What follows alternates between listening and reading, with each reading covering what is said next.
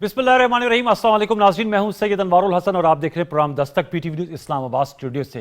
नाज़रीन, आज supreme court of Pakistan में सिविलियंस के फौजी अदालतों में ट्रायल के खिलाफ दरखास्तों पर समाअत हुई।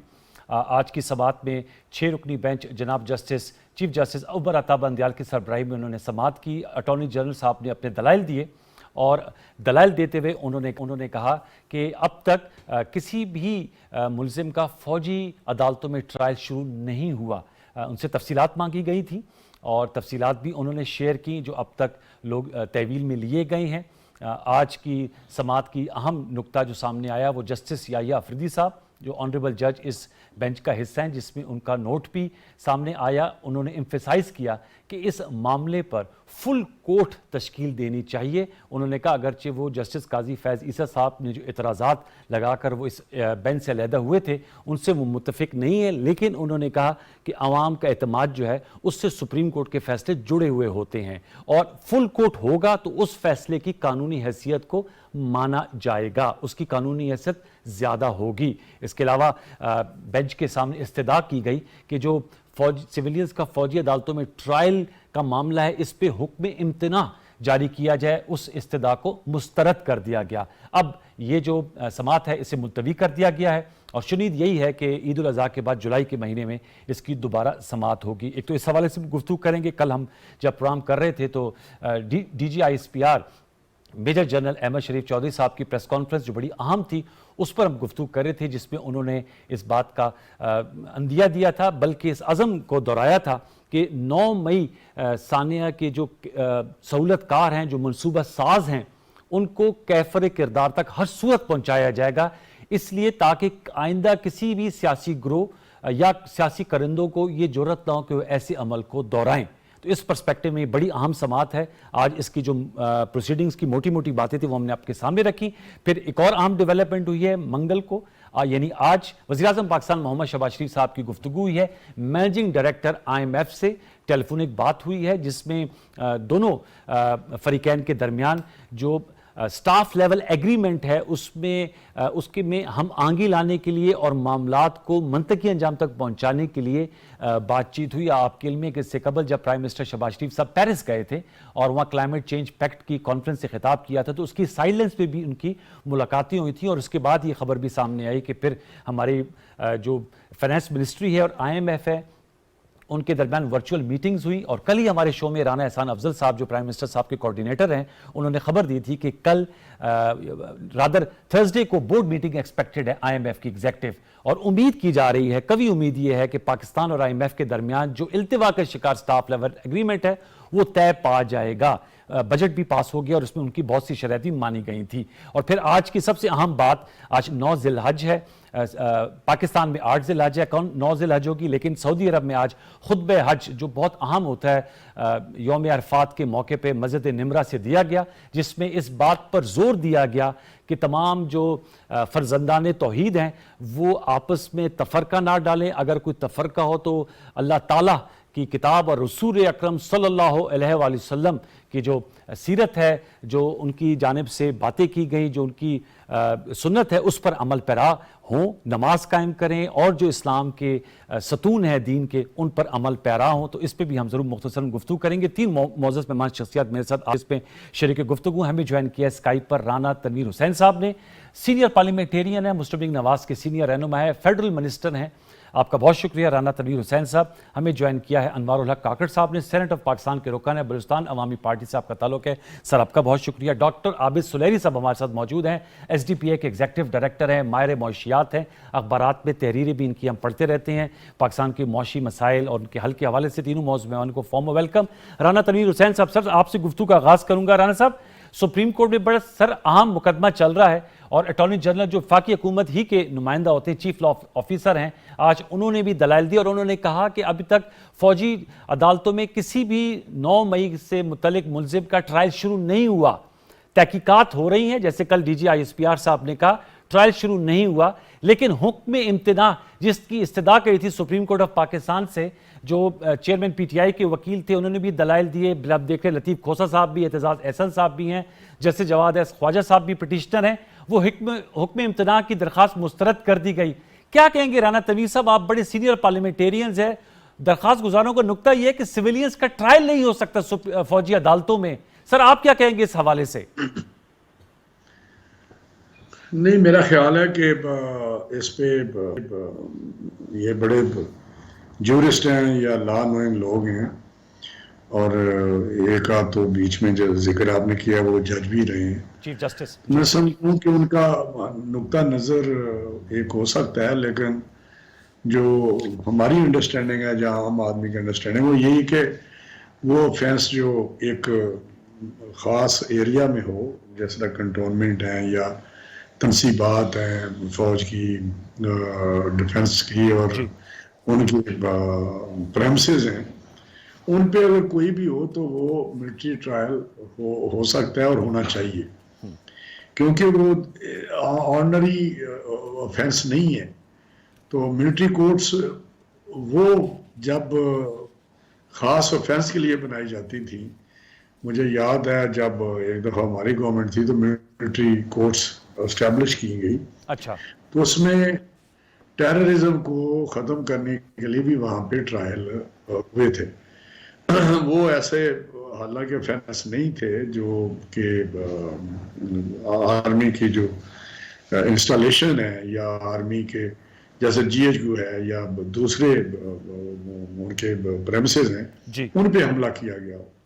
تو میں سمجھتا ہوں کہ یہ سمجھنے والی بات ہے، اور اس پہ دوسری کوئی رائے نہیں ہونی چاہیے. ہمیں تو خود قوم کو یا سب کو سپورٹ کرنا چاہیے، اور تاکہ آئندہ اس قسم کا واقعہ نہ ہو. تو میں سمجھتا ہوں کہ یہ جو وہ تو عدالت بتائے گی کہ کیا ہونا چاہیے یا کیا نہیں ہونا چاہیے، لیکن میں سمجھتا ہوں کہ ڈیمانڈ یہی ہے کہ ان لوگوں کے اہل کردار تک پہنچایا جائے، اور اس قسم کی دوبارہ کوئی ایسی حرکت نہ کرے جیسے ہماری ملکی کا دفاع یا جو ہمارے شہداء ہیں ان کی دفاع کمزور ہو، یا وہ ادارہ جو دفاع کے ساتھ جڑا ہوا ہے یا جس کی ذمہ داری ہے وہ کمزور ہو، یا اس کی تو انڈرمائن کیا جائے اس ادارے کو. یا شہداء جنہوں نے ہمارے وطن عزیز کے لیے ہمارے لیے جانیں قربان کی، ان کی جو اسٹیچو ہیں ان کی بے حرمتی کی جائے. یہ کسی طرح بھی کسی جگہ دنیا کے کسی حصے میں قابل قبول نہیں ہوتا ہے. تو باہر تو چھوٹی چھوٹی چیزیں کوئی افینس ایسے ہوتے ہیں تو اس پہ بھی اسپیشل کورٹس بن جاتی ہیں، اور جس طرح لنڈن میں 2007 میں رائٹس ہوئے تھے تو وہاں اسپیشل کورٹس بنی، انہوں نے 24 گھنٹے کام کیا، اور ودن 7-10 ڈیز 15 ڈیز سارے ڈسیزن بھی آ گئے. ابھی پیچھے ایک پارلیمنٹ پہ حملہ ہوا وہاں پہ کیپٹل ہل کے جو امریکہ میں ٹرمپ کے حامیوں نے کیا، تو ان کو سب کو سزائیں ہوئی ہیں. حتیٰ کسی نے ایک بندے نے میز پہ اسپیکر کے یا کسی میز پہ ٹانگ رکھی تو اس کو بھی 4 سال سزا ہو گئی ہے. ٹھیک کہہ رہے. تو میں سمجھوں ایز اے قوم، ایک زندہ قوم، ہمیں ضرور اس میں فرق محسوس کرنا چاہیے، اور ایک صرف جذباتی باتیں اور دوسری چیزیں کرنا، اور پروفیشنل کچھ لوگ ہیں جو ہر پٹیشن لے کے چلے جاتے ہیں کہ ہم بڑے چیمپئن ہیں. لیکن سر یہ لطیف کھوسہ صاحب تو سابق گورنر رہے ہیں، اعتزاز احسن صاحب سابق وزیر قانون، جواد ایس خواجہ صاحب سابق چیف جسٹس، تو بڑے سر سینئر اپنی پوزیشنز میں رہے ہیں. اور یہ لیکن میں سمجھتا ہوں کہ یہ بعض اوقات ایک ہوتا ہے ذہن میں کیڑا ہوتا ہے کہ ہم ایک میسیج دیں کہ ہم بڑے بنیادی حقوق جو ہیں یا دوسرے معاملات ہیں یا سیول لبرٹیز ہیں ان کے بڑے چیمپئن ہیں، لیکن یہ کمپرومائز ہمیں نہیں کرنا چاہیے. ٹھیک ہے. جانتے ہیں اعتزاز احسن صاحب بڑے قابل احترام ہیں، بٹ یہی ہیں جن کے مطلب یہ تھا کہ انہوں نے انڈیا کو یہاں کے جو کچھ راز دیے جب یہ انٹیریئر منسٹر، تو یہ بھی بات ہوئی تھی. تو اب کوشچن تو پھر کھڑے ہوتے ہیں نا، پھر ڈسکشن تو ہوتی ہے. اور دوسرے صاحب کی جو بات کر رہے ہیں ان کو کون نہیں جانتا کہ کس طرح کے معاملات ہیں، کس طرح کا ان کا پروفیشنلزم ہے، وہ اپنے پروفیشن میں ان کے کیا ریپیوٹ ہے یا کس طرح. چھوڑے ان باتوں کو، ٹھیک ہے، لمبی کہانی ہے سب کی، لیکن ہمیں کچھ نہ کچھ اپنی پاکستانیت ہونے کا بھی ثبوت دینا چاہیے. رانا صاحب آپ نے اہم نکات اٹھائے. سر آپ نے اہم نکات اٹھائے، ذرا میرے ساتھ رہے گا. میں چاہوں گا سینٹر انوار اللہ کاکڑ صاحب، سر آپ کا کیا اوپینین ہے؟ کل D G S P R صاحب کی پریس کانفرنس تھی، فوج نے تو اپنا موقف دے دیا 9 مئی کے حوالے سے. انہوں نے کہا کہ ہم تو اس کو اس لیے مثال بنائیں گے تاکہ کسی کی دوبارہ جرت نہ ہو. 75-76 سال میں دشمن نہیں کر سکا جو سیاسی جماعت کے کارندوں نے کیا. اور انہوں نے کہا کہ فوج میں خود احتسابی کا بھی عمل ہو رہا ہے. لیفٹیننٹ جنرل سمیت 3 اعلیٰ افسروں کو نوکری سے برخاست کیا گیا. 15 کے خلاف تعدیبی کارروائی کی کہا گیا ہے جو ہائی پاورڈ انکوائری کمیشن بنا تھا. یور ٹیک سر. آج جسٹس یحییٰ افریدی صاحب نے کہا کہ فل کورٹ تشکیل دے دی جائے تاکہ جو فیصلہ اس کی قانونی حیثیت بھی ہو یا مانا جائے اس کو. جی بہت شکریہ.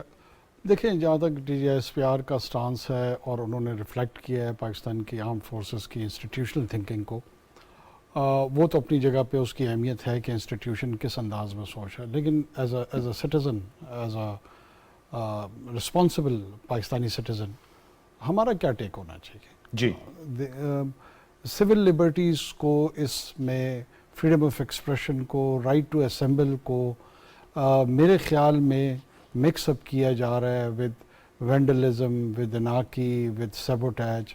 ان 2-3 چیزوں کے جو کہ دنیا میں بڑی پاپولر پولیٹیکل آئیڈیاز ہیں, جی ان کو کہیں پہ بھی ایکسیپٹیبلٹی نہیں ملی ہے. اگر اس کو کنورٹ کیا ہے سیبوٹیج میں, اگر اس کو کنورٹ کیا گیا ہے میوٹنی کی طرف, اگر اس کو کنورٹ کیا گیا ہے وینڈلزم کی طرف, آپ اس کو ریشنلائز نہیں کر سکتے ہیں سول لبرٹیز کو ان آئیڈیاز کے پیچھے, ان ایکشنز کے پیچھے. آئیڈیاز تو وہ ہیں. بدقسمتی سے ہمارے ہاں کچھ جو شاید لبرل لیفٹ کی طرف ان کا شاید جھکاؤ زیادہ ہے, وہ یہ سمجھتے ہیں کہ ان رومانٹک آئیڈیاز کو پروجیکٹ کر کے وہ پاکستان کے عوام کو مس لیڈ کریں گے. سر لیکن ابھی تو کسی کا ٹرائل ہی نہیں شروع ہوا. یہ پٹیشن آ گئی, آج اٹارنی جنرل صاحب نے کہا کہ مجھے 102 لوگ ہیں جو D G S P R صاحب نے کہا تھا پرنسپلی تحقیقات ہو رہی ہے. کیا ملٹری کورٹس میں ٹرائل ہونا چاہیے نہیں ہونا چاہیے؟ ہم نے بحیثیت معاشرہ, پارلیمنٹیرین, انٹیلیجنشیا, میڈیا, یہ ڈیسائیڈ کرنا ہے کہ اس کے پیچھے وہ مورل سٹرینتھ ہم دے رہے ہیں یا نہیں دے رہے ہیں. میرے خیال میں ہمیں وہ دینی چاہیے. اوکے. ان کا ٹرائل اس لیے ہونا چاہیے کہ انہوں نے ملٹری کو ڈریگ کیا ایک پولیٹیکل سرکس میں. 200 حملے ہوئے انہوں نے کہا تنصیبات پہ. تو اب this was a surprise to me also کہ یہ فگر بہت بڑا ہے اور ایٹ ونس ہوتے ہیں اور اتنے آرگنائزڈ انداز میں ہوتے ہیں کہ آپ مردان سے لے کر کوئٹہ اور کوئٹہ سے لے کے کراچی, کراچی سے لے کر لاہور تک تھرو آؤٹ پاکستان یہ اسپریڈ آؤٹ ہوتے ہیں. کہ کیا تھا؟ مجھے تو اب یہ ایسا ہی لگ رہا ہے کہ یہ کانشیس اٹیمپٹ تھی کہ پبلک اپرائزنگ شروع کی جائے اور ود ان انسٹیٹیوشن میوٹنی کو انکریج کیا جائے, اور جو بھی کرنٹ ملٹری لیڈرشپ ہے اس کے اگینسٹ پبلک ورسز میوٹنرز کا ایک الائنس کریٹ کیا جائے اور فورسفل چینج آف گورنمنٹ کی جائے. اوکے, آپ کو لگتا ہے پورا ایک پلان بنا گیا تھا؟ مجھے تو مطلب یہ جتنی باتیں سامنے اب فل کورٹ کی جو میں یہ جاننا چاہ رہا ہوں کہ جسٹس یحییٰ افریدی ویری آنریبل جج, ان کا یہ نوٹ میں کہنا کہ فل کورٹ, یہ حکومت جو ہے رانا تنویر صاحب حسین صاحب کی, ان کا پنجاب انتخابات کے حوالے سے بھی یہ موقف تھا کہ فل کورٹ ہو. تو اب تو فل کورٹ کی صدائیں سپریم کورٹ سے اٹھ رہی ہیں. میں سمجھ سکتا ہوں کہ جس طرح آپ آنریبل افریدی صاحب کے, جسٹس افریدی صاحب کی بات کر رہے ہیں, وہ جس طرح کی ڈی پولرائزیشن اس وقت سوسائٹی میں موجود ہے اور لوگ بالکل ریڈیکلائز ویوز, پولیٹیکل ویوز جو ہے نا اس کی آرٹیکولیشن کر رہے ہیں. ٹھیک ہے. غالباً اس سوشل اور پولیٹیکل ملیو میں وہ یہ چاہ رہے ہوں گے کہ فل کورٹ کا اسٹرینتھ آئے تاکہ اس پہ انگلیاں جو بھی وہ فیصلہ کرے. رانا صاحب سے بھی اس پہ نقطہ لگتا ہوں, پھر میں عابد صاحب آپ کے بات آتا ہوں سر آئی ایم ایف کے حوالے سے. رانا تنویر صاحب, سر فل کورٹ کے حوالے سے پنجاب میں الیکشن کے حوالے سے آپ لوگوں کی استدعا تھی, آپ کی جو قانونی ٹیم ہے انہوں نے کہا فل کورٹ ہو, اس پہ تو وہ بات نہیں مانی گئی, فیصلہ آ گیا, بار کا فیصلہ جو ہے اس پہ تو عمل نہیں ہوا. لیکن اب تو جسٹس یحییٰ افریدی صاحب کی جانب سے بھی جو نوٹ آیا ہے اس میں کہا گیا کہ فل کورٹ تشکیل دے دی جائے. آپ سمجھتے ہیں کہ یہ جو رائے اب سپریم کورٹ سے اٹھ رہی ہے اس کو سنا جائے گا؟ دیکھیں میں سمجھتا ہوں کہ جو فل کورٹ والی بات ہے, جب بھی اس قسم کا ایشو ہو جو کانسٹیٹیوشنل یا پولیٹیکل کو معاملہ ہو تو اس وقت میں سمجھتا ہوں فل کورٹ ہو تو تبھی اس کی کریڈیبلٹی ہوگی.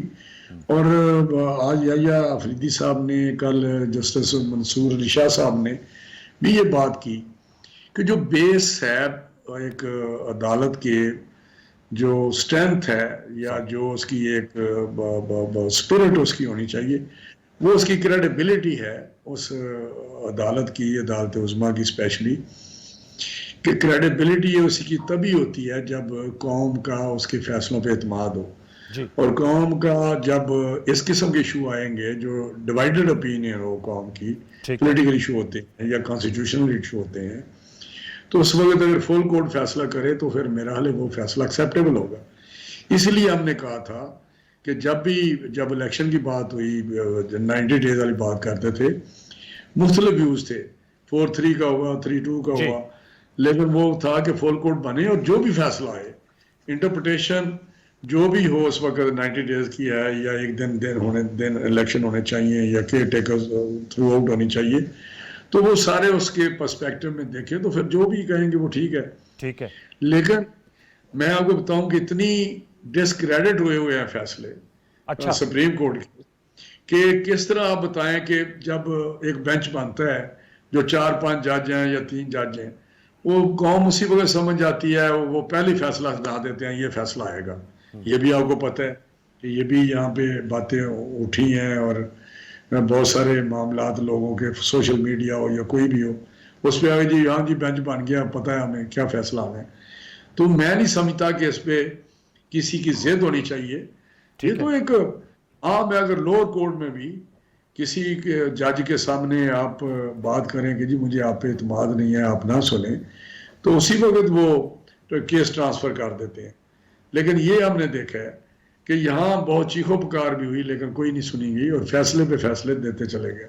ٹھیک ہے. حتیٰ کہ 63A کی جو انٹرپریٹیشن بھی ایسی آئی ہیں جس پہ کسی کو تاریخ میں جوڈیشری کی تاریخ ہے اس میں کسی کو اس پہ ذرا بار بھی ملال نہیں ہے کہ مولوی تمیز الدین کا کیا تھا فیصلہ، پھر آن ورڈ جو بھی فیصلے آتے رہے ہیں ٹھیک ہے وہ کس قسم کے فیصلے تھے جو کانسٹیٹیوشن اور پولیٹیکل ایشوز پہ آتے رہے ہیں.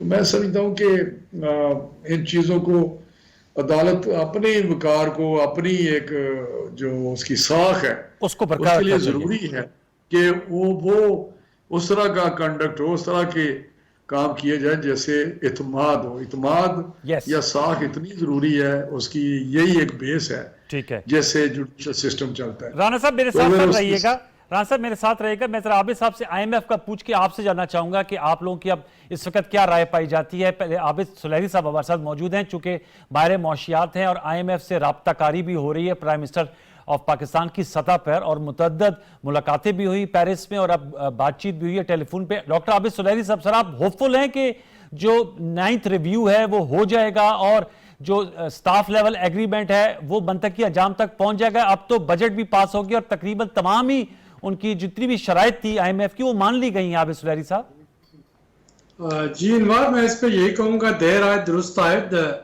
ہمیں اس آخری مرحلے تک نہیں پہنچنا چاہیے تھا. اگر تھوڑا سا یہ چیزیں پہلے کر لیتے تو شاید روپیہ جو ہے وہ بھی سٹیبل ہوتا، بٹ پھر بھی دیر سے ہی صحیح، یہ ایک اچھا فیصلہ ہے. اس وقت جو آپ کو چوز کرنا ہے وہ یہ ہے کہ سپٹمبر 2023 میں کیا پاکستان کو ایک ایسی اسٹیٹ دیکھنا چاہ رہے ہیں جو کہ بالکل ڈیفالٹ ہونے کے قریب ہو سپٹمبر 2024، یا ہم یہ چاہ رہے ہیں کہ اس وقت ہم کچھ مشکل فیصلے کر لیں تاکہ یہ آنے والا جو مالی سال ہے اس میں تھوڑی بہتری آ سکے. اور میرا خیال ہے کہ اس وقت مزید تلخ فیصلے جو کرنے کی ضرورت تھی وہ کافی حد تک حکومت نے کر لیے. ٹیکسیشن جو ہے وہ 215 ارب روپے کے نئے ٹیکسز بھی لگا دیے گئے، ایکسپینڈیچر بھی کم کر دیے گئے. اسی طریقے سے وہ جو ڈالرز پہ ایک امنیسٹی دی گئی تھی اس کو رول بیک کر دیا گیا، امپورٹس پہ سے پابندیاں ختم کر دی گئی، انٹرسٹ ریٹ بڑھا دیا گیا. اگین یہ کہا جا سکتا ہے کہ تنخواہ دار طبقے پہ بوجھ ڈالنے کی بجائے اگر ریٹیلرز جو ہیں ہمارے پاس 2.2 ملین جن کے پاس کمرشل بجلی کے کنیکشن ہیں، اگر ان سے 10,000 روپیہ کو سالانہ ٹیکس لے لیا جاتا تو یہ ایک جو ٹیکس کا ہدف ہے وہاں سے پورا ہو سکتا تھا. شاید اگلے مرحلے میں ایسا بھی ہو جائے، لیکن ابھی تک کی جو سچویشن ہے اس میں آئی ووڈ اپریشیٹ کہ پرائم منسٹر نے کافی امپورٹنٹ رول پلے کیا. ان کی فرانس میں جو 3 میٹنگز ہوئی، ان کی ٹیلی فونک ڈپلومیسی، اگر یہ سٹاف لیول ایگریمنٹ کسی وجہ سے اٹک بھی جاتا ہے تو یہ ساری جو انگیجمنٹ ہے یہ اگلا پروگرام لینے میں بہت ہیلپ فل ہوگی، کیونکہ پاکستان کو اگلے مالی سال میں یعنی 1 جولائی سے آن ورڈ ایک نیا پروگرام جو ہے وہ لازمی چاہیے ڈیفالٹ سے بچنے کے لیے. اور اگر ہم اس پروگرام کو ابرپٹلی چھوڑ دیتے, پوائنٹ آف نو ریٹرن پہ چلے جاتے آئی ایم ایف کے ساتھ, تو پھر اگلا پروگرام لینا اس سے بھی زیادہ مشکل ہو جاتا. تو اول تو میں ہوپ فل ہوں کہ یہ اسٹاف لیول ایگریمنٹ ہو جائے گا 30 جون سے پہلے, اور پھر ہمیں 15-20 دن میں ایک ٹرانچ جو ہے لاسٹ کو مل جائے گی $1.2 بلین کی, اور اگر کسی وجہ سے نہیں بھی ملتی تو اس کو کنٹینیو رہنا چاہیے. اور میں آخری بات جو کرنا چاہ رہا ہوں یہ کہ اس کو ہمیں صرف $1.2 بلین کے کانٹیکس میں نہیں دیکھنا. یہ آئی ایم ایف کی جو اس وقت سرٹیفکیٹ ہے وہ لازمی قرار پا دیا گیا ہے ورلڈ بینک کے ساتھ, اے ڈی بی کے ساتھ, اسلامک بینک کے ساتھ, ایون چائنا کا جو ایشیا انفراسٹرکچر ڈیولپمنٹ بینک ہے, یا جنیوا میں جو سیلاب زدگان کے لیے پلیجز آئی تھی $10 بلین کی, ان سب کے حصول کے لیے آئی ایم ایف کا سرٹیفکیٹ جو ہے وہ اب ایک لازمی شرط ہے. تو اس کو آپ اس کی اماؤنٹ پہ نہ جائیں, اس کی سگنیفیکینس پہ جائیں کہ آئی ایم ایف پروگرام میں رہنا کتنا ضروری ہے, اور آئی ایم گلیڈ کہ حکومت اس کے لیے کوشش کر رہی ہے. اچھا, میں رانا صاحب سے ایک آخری سوال کر لوں, پھر میں انوار اللہ کاکڑ صاحب اور عابد صاحب آپ لوگوں سے تفصیلی بات کروں گا اکانومی کے حوالے سے بھی, اور وہ جو ایک پوری کاوش کی گئی رانا تنویر صاحب کی حکومت میں جس میں عسکری قیادت بھی موجود ہے اور ایک فیسیلیٹیشن سینٹر قائم کیا گیا ہے to attract foreign direct investment specially from the Gulf country.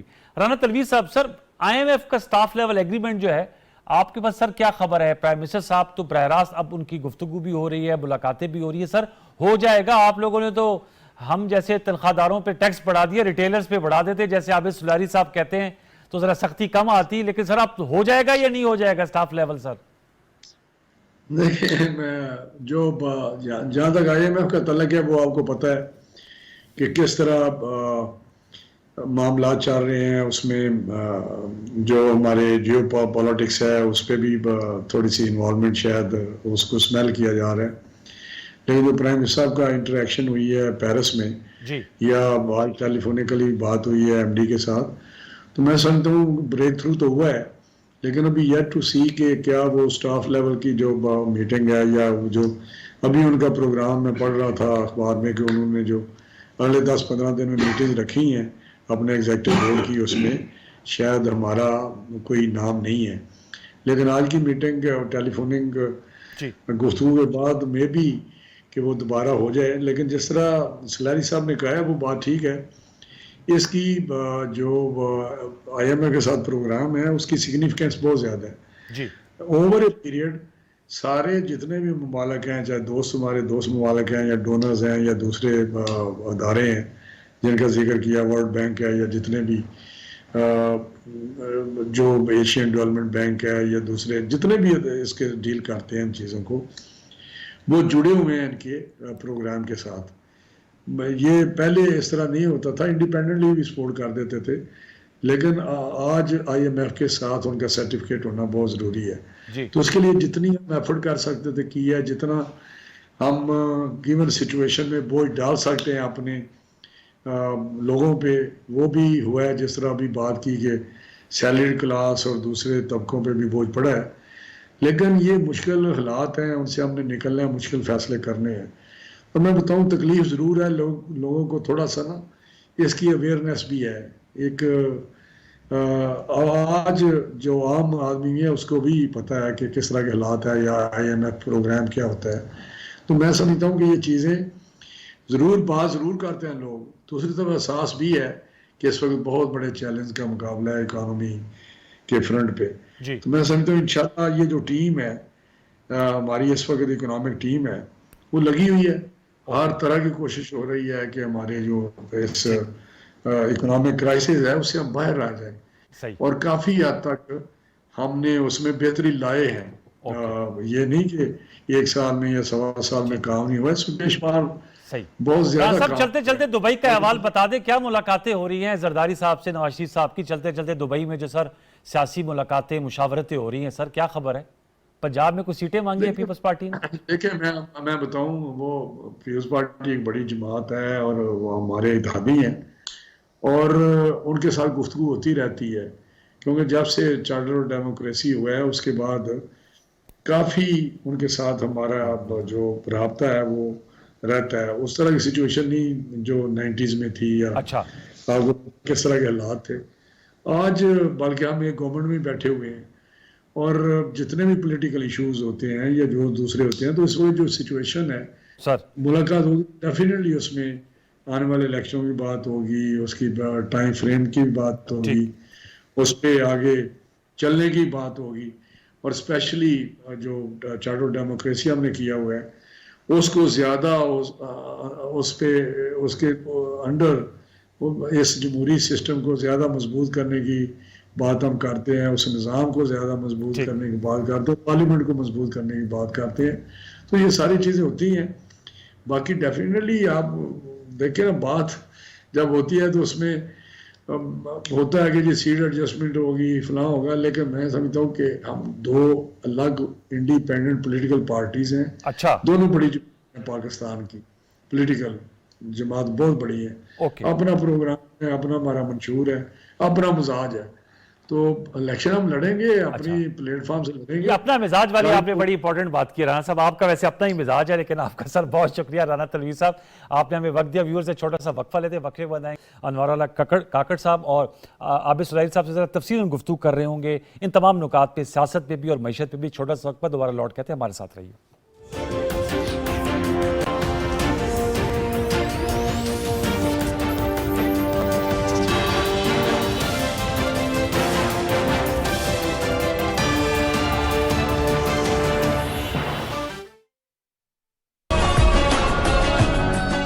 میری اکھیاں دی نیند ڈالی وے بےایمانا وے ہر جائی. اچھی بات بتاؤں, پہلا میل انجوائے کرتا ہوں.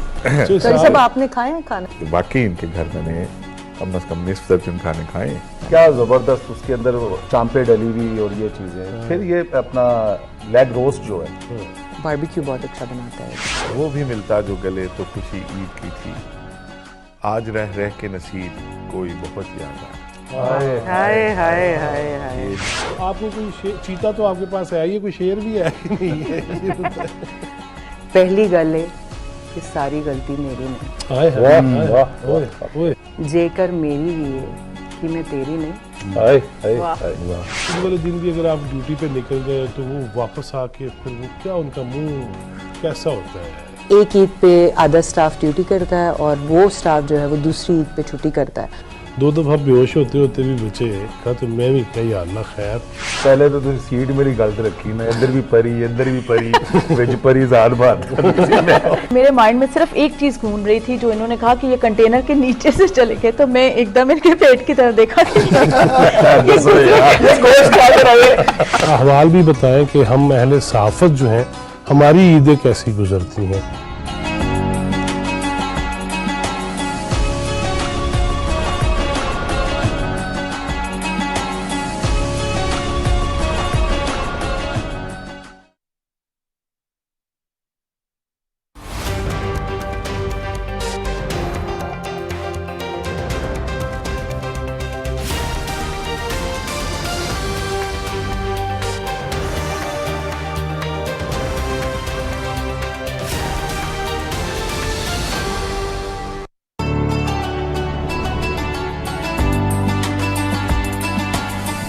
رنگا رنگ محفل میں آپ لوگ ہمارے ساتھ شامل ہیں. مزید 4 چاند لگائیں گے سجاد علی, the one and only.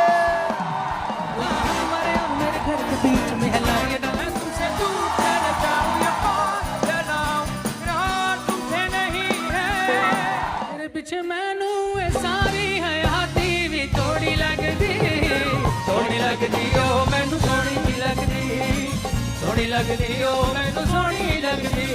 میں تے ہو گئی تیرے سنگ, میں ہو گئی ملنگ ملنگ ملنگ. بیبیا بیبی میری بات کیوں نہیں سنتی, اے ملنگ تار تار دنیا کھیل تماشا. رات کو آتی ہوگی کہ دکھاتی ہوگی.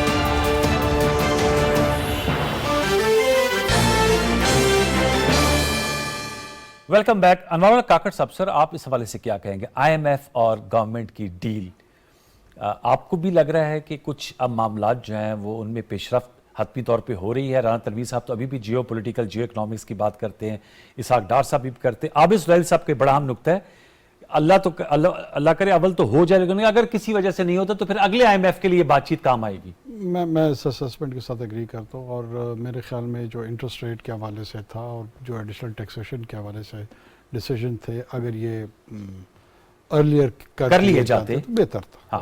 नहीं किए, चले अब कर लिए। लॉन्ग टर्म कमिटमेंट के लिए, आपको पता है आपकी फाइनेंशियल हेल्थ के लिए IMF की पार्टिसिपेशन हमारी इकॉनमी में और उसकी सर्टिफिकेशन जो है वो, और मल्टीलैटरल जो फाइनेंशियल इंस्टीट्यूशन सिस्टम्स हैं उनके यहाँ ग्लोबल सतह पे हमें, चाहे वो पेरिस क्लब हो, चाहे वो गल्फ़ के फ्रेंडली कंट्रीज़ हों या वो चाइनीज़ हों, उन तमाम में वर्ल्ड बैंक तमाम के तमाम जो है विदाउट IMF प्रोग्राम जो है वो इकोनॉमिकली जो है ना एक सोसाइटल अटेम्प्ट होगी कि आप माइनस IMF प्रोग्राम के तहत सोचना शुरू करें। अच्छा, तो हमें जो प्लान बी नहीं है, IMF has to be in every plan. मेरे ख्याल में हमने बदकिस्मती से IMF को इस मुल्क में एज अ विलन कैरेक्टर के तौर पे प्रोजेक्ट किया है। वो हमें क्या कह रहे हैं, वो हमें स्ट्रक्चरल रिफॉर्म्स की बात कर रहे हैं, वो हमें रैशनलाइजेशन ऑफ एक्सपेंडिचर की बात कर रहे हैं। वो सारी बातें जो हमें खुद सोचनी चाहिए थी वो हमें कह रहे हैं। ये आपके अपने घर का जो रेवेन्यू जनरेशन है और आपका जो एक्सपेंडिचर है उसके बीच में एक तवाज़ुन होना चाहिए, आपके अल्ले तल्ले नहीं होने चाहिए। क्या आप किसी एक घराने में एक इस तरह का लुक्रेटिव लाइफस्टाइल, जब आपकी उतनी आमदन ना हो, वो इम्प्लीमेंट करते हैं या इनकरेज करते हैं? लुक्रेटिव लाइफस्टाइल नहीं है, बस एक रूलिंग एलीट का ही है। चाहे रूलिंग एलीट हो या आम आदमी हो, जब उसकी आमदन के ज़राए ना हो और वो लुक्रेटिव अंदाज अपना ले लाइफस्टाइल, तो वो सस्टेनेबल नहीं होता। ठीक बात है। तो पाकिस्तान का बतौर रियासत एक अनसस्टेनेबल के जो बजटरी बिहेवियर है हमारा, वो पिछले 7 दहाइयों से हमने हमेशा हर बजट में देखे अखराजात ज्यादा, आमदन कम, एक डेफिसिट आपका हमेशा रहता है। बिल्कुल। और दूसरा जो GDP के हवाले से जिन चीज़ों पे हमें फोकस करना चाहिए था, यानी हमारी ग्रोथ किन चीज़ों में पॉसिबल है। हमने अपने ह्यूमन रिसोर्स पे, डेवलपमेंट पे कोई इन्वेस्टमेंट नहीं की। हमने अपने एग्रीकल्चर प्रोड्यूस को या वो अनकल्टिवेबल लैंड जो है उसको कल्टिवेबल लैंड में कन्वर्ट करने के लिए कोई प्लान हमने इंट्रोड्यूस नहीं किया। दुनिया जो है ना वो फूड सिक्योरिटी के हवाले से एक डिस्कशंस कर रही हैं, प्लानिंग्स कर रही हैं, पर एक्टर ईल्ड बढ़ाने की बातें हो रही हैं। साइंस एंड टेक्नोलॉजी की क्यों नहीं की गई सर? आप इतने अरसे से सेनेटर ऑफ पाकिस्तान के रुकन है, क्या वजह बनी इसकी? मेरा अपना सेल्फ इंट्रोस्पेक्शन की भी जरूरत है। मेरा अपना ये ख्याल है कि पार्लियामेंट बदकिस्मती से हम जितने भी मेंबरान हैं वो गवर्नेंस के इश्यूज से जो पॉपुलर पॉलिटिक्स है उसमें ज़्यादा इंटरेस्टेड होते हैं। ये एक अलमिया है और कैसे उसको स्ट्राइक बैलेंस स्ट्राइक किया जाए। अब जो ये इतना बड़ा इनिशिएटिव लिया गया, फिर मैं आबिद साहब के पास आता हूँ, ये जो फैसिलिटेशन सेंटर क्रिएट किया गया जो 1 विंडो का काम करेगा और एक तखमीना लगाया गया, अल्लाह करे वो हो जाए $100 बिलियन की फॉरेन डायरेक्ट इन्वेस्टमेंट। अच्छा, मुझे इसमें इसलिए थोड़ी सी उम्मीद नज़र आ रही है ज़्यादा कि एक इंस्टीट्यूशनल ओनरशिप इसमें आ गई है और उसमें लीड ले रहे हैं करंट आर्मी चीफ और उनकी जो पूरी टीम है। जब लीडरशिप की सतह पे ओनरशिप आ जाए और लीड हो और वहाँ पे विजन भी हो और जो बाकी स्टेक होल्डर्स हैं उनको पुश और लीड किया जाए, तो मेरे ख्याल में उसके कॉन्सिक्वेंसेस बेहतर निकल सकते हैं अगर ये कंसिस्टेंसी के साथ इसको थोड़ा सा वक्त मिले, 3 साल 4 साल 5 साल, और इसी तरीके से पॉलिसी की सतह पर इसमें कोई रिवर्सल का अंसर ना आए, तो 5 साल मेरे ख्याल में बहुत ज़्यादा वक्त होगा जिसमें बहुत बेहतर निर्णय। आबिद सुहैल साहब, सर आपकी क्या राय है? सर ये जो प्लान गवर्नमेंट ने अनवेल किया है और जैसे अनवारुल काकड़ साहब सेंटर साहब कह रहे हैं, ज़ाहिर बात है फौज इसमें उनका बड़ा किरदार है हम आगे पैदा करने के लिए, कंटिन्यूटी के लिए, और साथ में सूबों और वफाक के इश्तराक की भी बात की गई है। 3 कमेटियां भी कायम की गई हैं, प्राइम मिनिस्टर की सतह पर एक सुपरवाइजरी कमेटी है, फिर मिनिस्टर प्लानिंग की सतह पर एक एग्जेक्टिव कमेटी है और फिर एक एग्जीक्यूशनरी कमेटी है जो प्राइम मिनिस्टर के स्पेशल असिस्टेंट की सतह पे है। उसमें सूबाई इनपुट भी होगी, टॉप पे वज़राए आला भी होंगे, प्राइम मिनिस्टर साहब आर्मी चीफ भी होंगे। योर टेक सर, आप समझते हैं ये एक ऐसा एम्बिशियस प्लान है, ऐसा एम्बिशियस अब एक मामला آگے چلایا جا رہا ہے جس سے پاکستان کے جو معاشی مسائل ہیں، اکثر آپ جیسے ماہرین کہتے ہیں ایکسپورٹس بڑھائیں گے تو معاملات حل ہوں گے. $70 ارب کا پروجیکٹڈ ایمبیشن ہے، ٹارگٹ ہے کہ ہم وہ اپنی ایکسپورٹ اچیو کریں گے.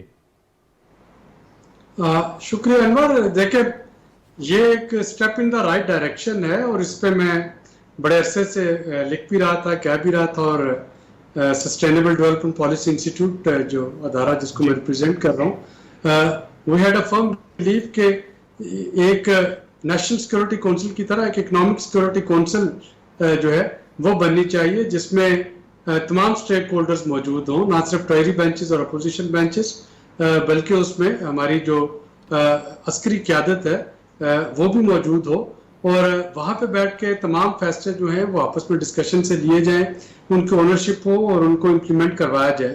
اگر میں دیکھوں کہ 2018-19 میں تقریباً تمام دوست ممالک کے سربراہان مملکت جو تھے وہ پاکستان تشریف لائے، وہ MBS سے لے کے مہاتی محمد تک، اور ہر ایک نے انویسٹمنٹ کے MOU سائن کیے.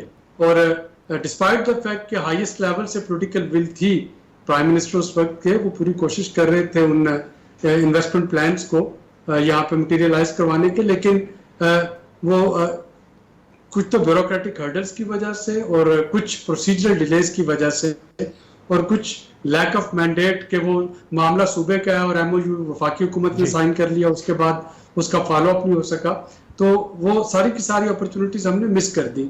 اب اگر یہ جو فیسیلیٹیشن کونسل ہے یہ افیکٹولی اپنا کام کر رہی ہو تو یقیناً اس طرح کی باٹل نیکس اور اس طرح کی جو ہرڈلز ہیں ان کو بائی پاس کیا جا سکتا ہے. اور میرے سامنے جو دو مثالیں ہیں پازیٹیو، وہ NCOC کی ہے اور وہ FATF کونسل کی ہے جو کہ GHQ میں بنی تھی جب گرے لسٹ سے وائٹ لسٹ میں گریجویٹ ہونے کا معاملہ تھا، کہ تمام ریلیونٹ ڈپارٹمنٹ، منسٹریز، ایجنسیز ان سب نے مل کے ایک کوآرڈینیشن اور ایک کوآرڈینیٹڈ اور ایک سنکرونائزڈ ایفرٹ کی، جس کے نتیجے میں ہم نے سکسیس دیکھی کووڈ میں بھی اور FATF میں بھی. تو میں اس کے نمبر کے بارے میں تو شور نہیں کہ 135 بلین کب تک ہو جائے گا، لیکن یہ میکنزم جو ہے یہ ضرور ایک پازیٹیو سٹیپ ہے اور ہمیں اس کو سپورٹ کرنا چاہیے.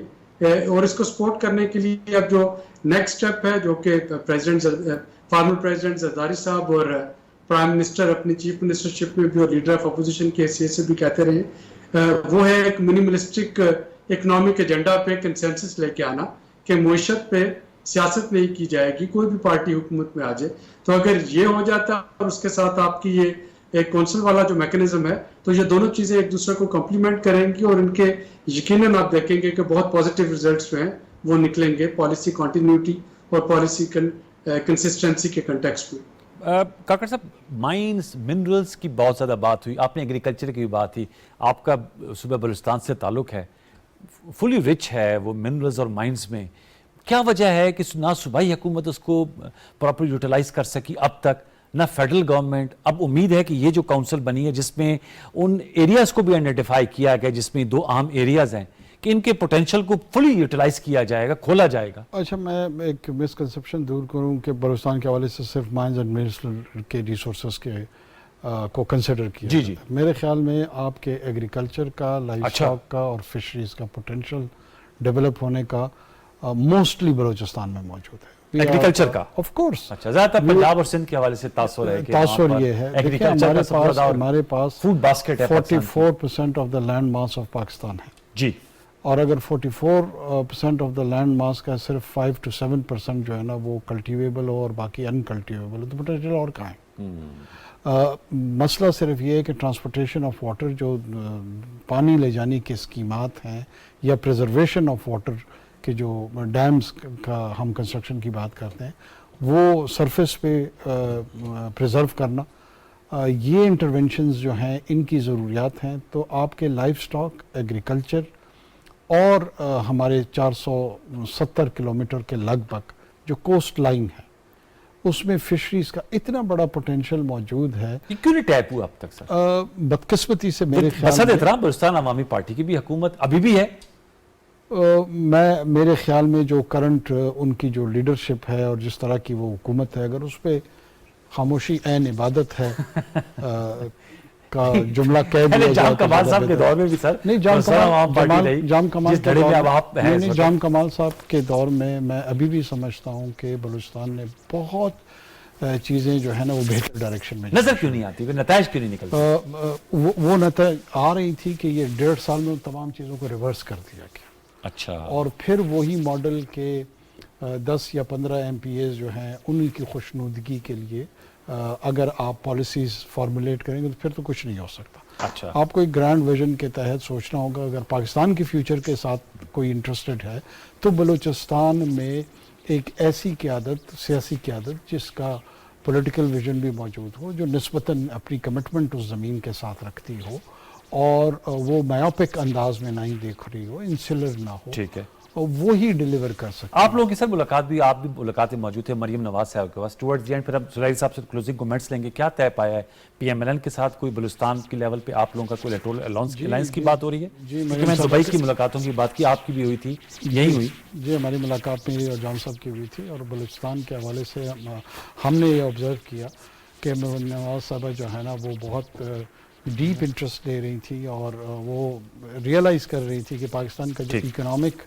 اور ہیومن ڈیولپمنٹ کا جو فیوچر ہے وہ بلوچستان کا پاکستان سے جڑا ہو. بالکل، وہ اس پہ تو کوئی دو رائے نہیں ہے. عابد سلیری صاحب، سر آپ سے میں جاننا چاہوں گا، سر آپ اس پہ لکھتے بھی ہیں، مجھے بتائیے گا سر کائنڈلی، آپ سمجھتے ہیں کہ اس وقت جو ہماری پالیسیز ہیں economic, are we in the right direction? Sir Sulehri صاحب لاسٹ ورڈ.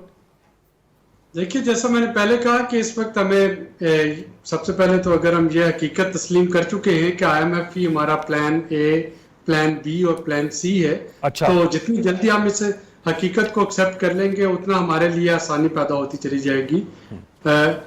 ایک پازیٹیو جو میں پیش رفت دیکھ رہا ہوں کہ اسٹیٹ آف ڈینائل سے ہم نکل رہے ہیں کہ شاید IMF جو ہے اس کے بغیر اگلے مالی سال میں ہمارا گزارا ہو سکے، اور اب چونکہ ہم نے تسلیم کر لیا ہے ایک فیکٹ کو، تو آئی ہوپ کہ اب چیزیں جو ہے وہ بہتر سمت میں جانا شروع ہو جائیں گی.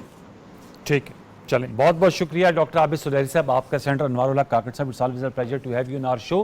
تنویر حسین صاحب نے ہمیں بھی جوائن کیا. ویورز، چلتے چلتے جیسے ہم نے ابتدا میں کہا تھا کہ بہت اہم رات ہے کل کی 9 ذی الحج، اور آج کی بھی سعودی عرب میں ظاہر بات ہے یوم عرفات کے موقع پر زبردست قسم کا حج کا خطبہ بھی سامنے ہے جس میں بڑے اہم نکات ہیں.